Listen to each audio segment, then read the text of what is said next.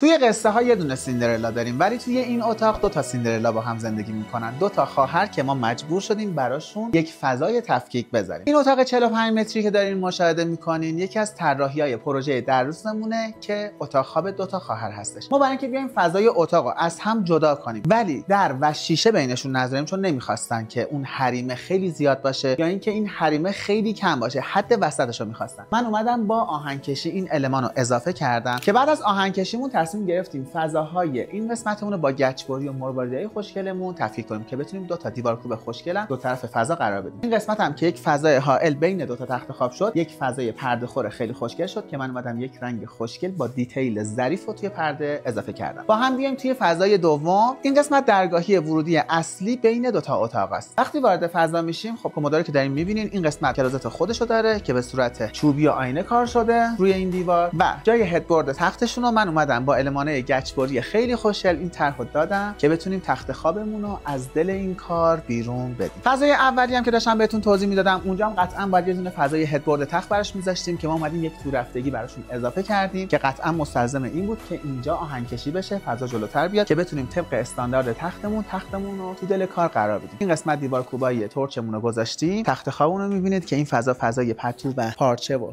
کاری که میخوانه دقیقاً جلوی تختشون. یه دونه فضای کلوزت هم برای دختر اول که این اتاق هست داره که توی این قسمته که توی فضای کلوزتشون تماما آینه‌ای هست، برای اتاق اول استفاده میشه. یه دونه پاف قرار دادیم، لوسترامون هم که همه با کارا هست، ست تمام لوستراشون و یه دونه سرویس بهداشتی هم توی فضای کلوزت. خب فیلم اینجا رو کامل توی 2 دقیقه بهتون توضیح دادم، ولی دیتیل اینجا رو نتونستم کامل‌تر بهتون بگم. حتما پست بعدی رو ببینید. توی پست بعدی تمام دیتیل ها و ظرافت کاری هایی که توی اتاق انجام شده رو با هم می‌بینیم.